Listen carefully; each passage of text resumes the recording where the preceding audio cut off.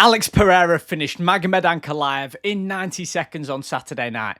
But for me, the most impressive thing was how different Pereira looked compared to the first fight.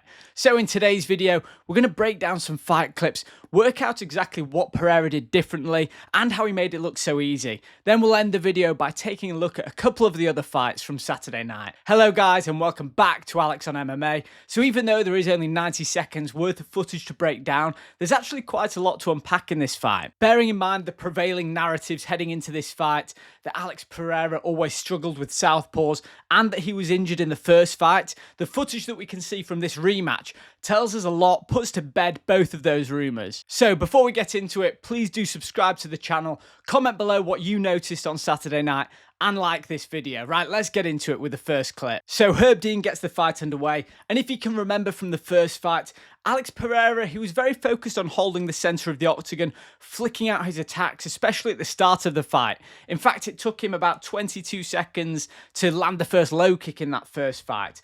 Whereas you can see here, the fight clock hasn't even got up there yet, and Alex Pereira, he's already crossing the octagon, throwing a jab to get Ankalaev's hands up, and then landing a right hand to the chest and shoulder of Magomed Ankalaev.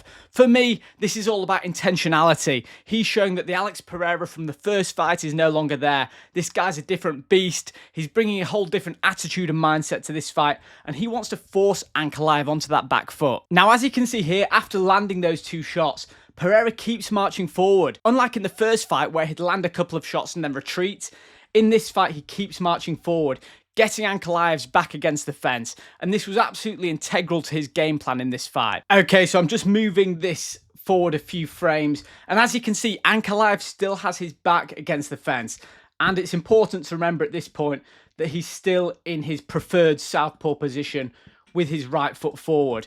We spoke about the prevailing narratives heading into this one, the whole idea being that Pereira struggles against southpaw fighters because his best two weapons are his low kick with his right leg to the lead leg of his opponent, so he wants to get the outside of that calf, and his left hook, which is a harder shot to land against a southpaw because they have their right shoulder forward and they're using that hand to protect themselves. So it's a harder shot to get off for Pereira. So basically, saying that he struggles against southpaws basically means that it's more difficult to get his timing and land his favourite weapons. But as we're seeing here, with Ankalaev's back still against the fence, Pereira targets that chest again. You can see it lands in a very similar position to that first right hand. We're going to keep this playing through. And he forces Ankalaev backwards again. Now, the shots that Pereira's landing to the body have two implications to them. They've got two consequences. Firstly, as we all know about Alex Pereira, he loves to set up that left hook, but he's very clever about the way in which he does it. He doesn't just throw it blindly. He either sets it up with low kicks or with a jab or a punch to the body. He did it against Sean Strickland. That's a way that he just turned off the lights of Sean Strickland. The jab to the body to get his opponent to bring their hands down, and then the left hook over the top. And on the one hand, this is something that he's trying to do against Magomed Ankalaev because you can see the reaction to that shot. Ankalaev's hands do come down slightly, but there's also another maybe unintended consequence to these strikes to the body. You've got to think that when he goes headhunting against Ankalaev, like he did in the first fight, Ankalaev was actually winning those exchanges in the hand fighting, and he was just getting better with his targeting. He looked faster with his punches to the head and more accurate than Alex Pereira, which is really saying something. So for Alex Pereira to be targeting the body of Ankalaev early on, it's a big mass. It's harder for Ankalaev to get his chest and his stomach out of the way. A lot more difficult than it is for him to get his head off the centre line. So not only is this setting up the potential shots to the head for Pereira, he's also landing on the big mass of Ankalaev, knowing that he's going to make an impact on his body and forcing him backwards. It was so important in this fight for Pereira that Ankalaev was on his back foot with his back against the fence, rather than forcing Pereira's back against the fence and nullifying his attacks like he did in their first fight. You can see another stinging jab to the body after that one, which Ankalaev tries to parry with a little teep kick, not really much effect.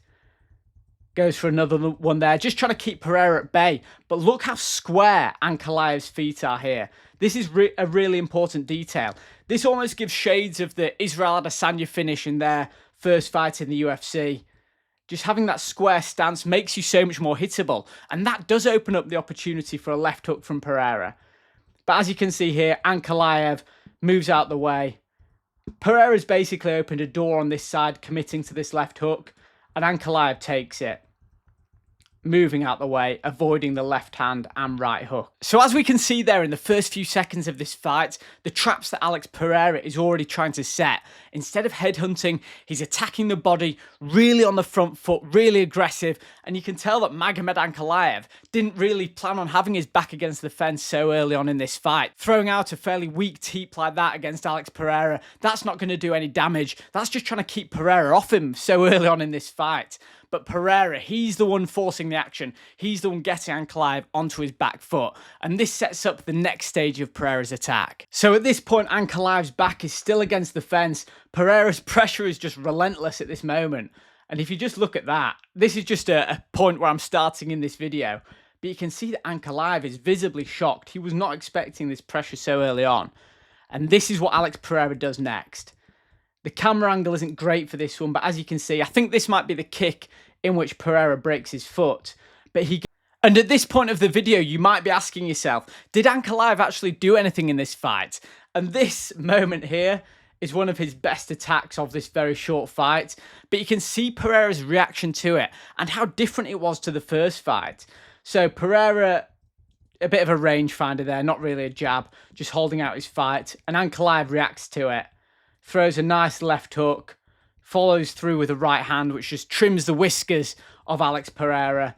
But Pereira just slides out of the way, resets, and then he's back on the front foot. And this is so different to that first fight, because Pereira would be all too willing to move backwards in that first fight, move laterally. But in this occasion, Ankalaev attempted a combination of his own. Pereira just got out of the way, reset, and then began marching forward again. This is night and day to the first fight, and it does bring into question the conversations about injuries heading into this fight and things like that. And look, I'm not one for allowing fighters to have excuses going into fights, because if you were really that injured, then you would have pulled out of the fight or rescheduled. But Alex Pereira looked so different in this fight.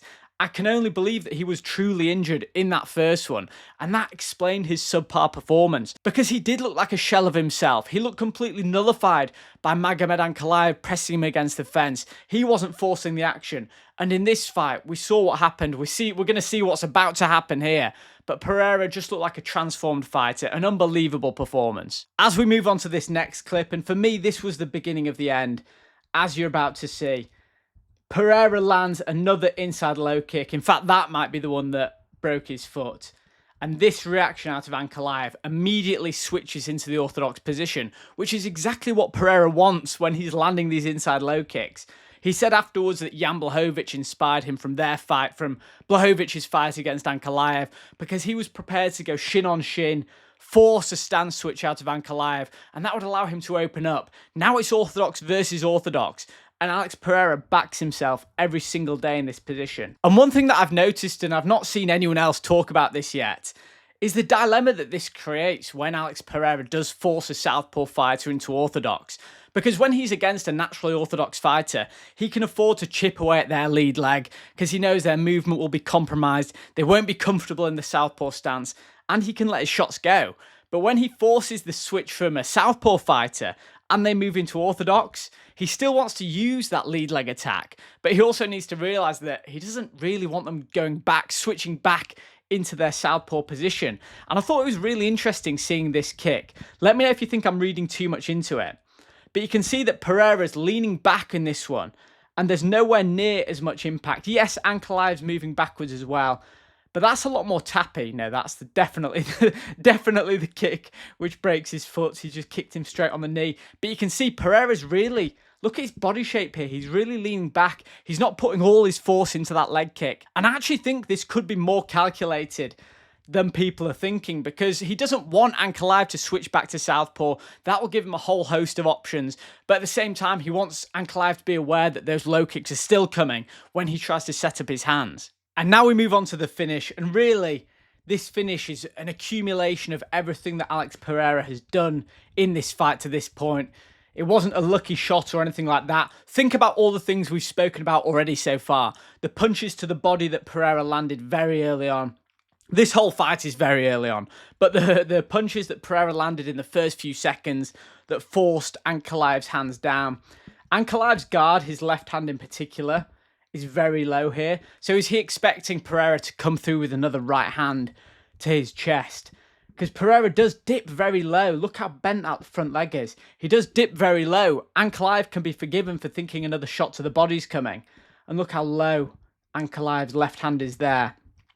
As Pereira this time changes the angle and connects with Ankalaev at the top of his head. And you can just see his legs straight away. His legs go straight away there. He's still on unsteady feet. Just that single shot cracking. Pereira attempts one of his little shovel hooks there. But Ankalaev dips his level. A desperation shot here from Ankalaev. But you can see how heavy Pereira's hips are there. And he's fishing for the underhooks. Pereira's takedown defense is very underrated. I know I did say in the preview video that there aren't enough hours in a day for him to become an elite wrestler in the UFC. But his takedown defense is very good. Especially against a fighter who is discombobulated at this point. And we know what happened next. This was the end of the fight. These were the 12-6 elbows that just weren't getting a response out of Ankalaev, and Herb Dean was quite right to end the fight. Look, none of the shots were landing super clean as to knock out Ankalaev, but when a fighter's just lying on their back like that, not responding, the referee's got no option but to finish the fight. So for me, reviewing those two fights together just tells me what an incredible athlete Alex Pereira is, how adaptable he is, and the fact that I've kind of got to accept he probably was injured in that first fight. But either way, the ability of him just to be so confident in that fight, prepared to go forward, meet fire with fire, that's probably what he was expecting. But let's face it, the fire just didn't really come from Ankalaev. Even when Ankalaev did attempt a combination of his own, he didn't really go through with it, and he was prepared to move onto the back foot, which just allowed Alex Pereira to do his business. But anyway, let's talk about what's next for both fighters. And firstly, I do want to give a shout out to Ankalaev, because I've seen a lot of people piling on, kicking him when he's down, saying, you know, buzzing that Pereira won. I get it, there's so many Pereira fans out there. But Ankalaev did put out a post on Instagram yesterday, very humble, saying, you know, it's God's plan, this and that, and he'll be back to the drawing board. And guys, I do think when a fighter at the top level loses a fight like that, as fans, it is easy to pile on. And maybe he didn't help himself in the build-up to that fight, but make your minds up. What do you want? Do you want fighters to promote fights or not? Because I think Ankalaev and Pereira both did a great job of promoting this one. And for Ankalaev to be so humble in defeat, you've got to give that to him. For him, he's probably got good fights ahead against Jiri Merab, Khalil Rountree. There's loads of light heavyweights out there, Carlos Ulberg, that could have great matchups with him. Now, the reason why I'm not putting the Alex Pereira trilogy out there, or even naming Alex Pereira with those light heavyweights, is because the man's done it all. Time for him to go for the GOAT status, which he will get if he defeats Tom Aspinall or Cyril Gane at the White House in June 2026. The guy's just done it all. His story's incredible. He's 38 years old. He deserves the opportunity to go for that third belt and write his name in history. Anyway, that's enough on the main event. I do want to have a quick word on both the co-main event and Jiri Merab against Khalil Rountree, because both of these fights, it's so funny because mindset is something we talk about all the time, and people think it's a bit fluffy, these intangible things, how far can mindset get you? But I think when you look at both Merab Dvalishvili against Corey Sandhagen and Jiri Merab against Khalil Rountree, mindset, forget the skills for 1 second, mindset is the thing, and that determination, that willpower is the one thing that really stands out to me. Firstly, the Jiri against Khalil Rountree fight. Jiri, up until near the end of the second round, he just couldn't get going against Khalil Rountree. Rountree looked so explosive, so clean, but Jiri Merab just willed himself through those 2 rounds. He could have easily wilted when he just wasn't landing, but he willed himself forward. And then on that 3rd round, when he began to get his range with his jab, and more importantly, when he found a home for that teep and those shots to the body, because that was what the turning point was for this fight. When he began having success with that and everything got chaotic, we all knew who was going to win that fight. I really like Khalil Rountree. Like I said in a previous video, I've met him before, I've spent some time with him. But Jiri Merab, when the fights get messy, it's just something to behold. He is my favourite fighter in the UFC right now, I think, up there with Ilia Topuria and probably a couple of others. But it's just fantastic. And it was not only skill, sheer willpower, heart, determination, all of the above.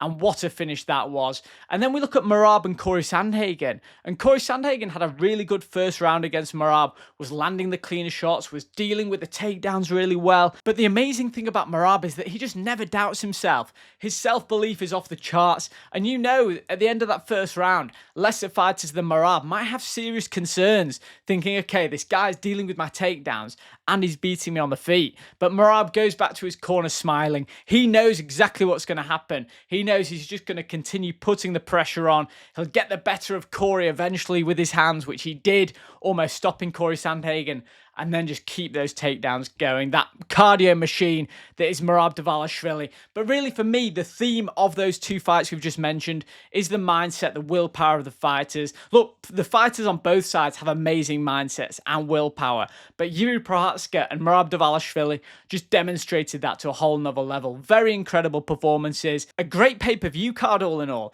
I can't remember the last time we had a first-round knockout that quick in a UFC main event for a pay-per-view. But all in all, it was a cracking night. Guys, I hope you enjoyed this video, this breakdown, then a bit of a recap as well. If you have enjoyed it, please do subscribe to the channel, like this video, comment what you want to see next, and I'll see you in the next one.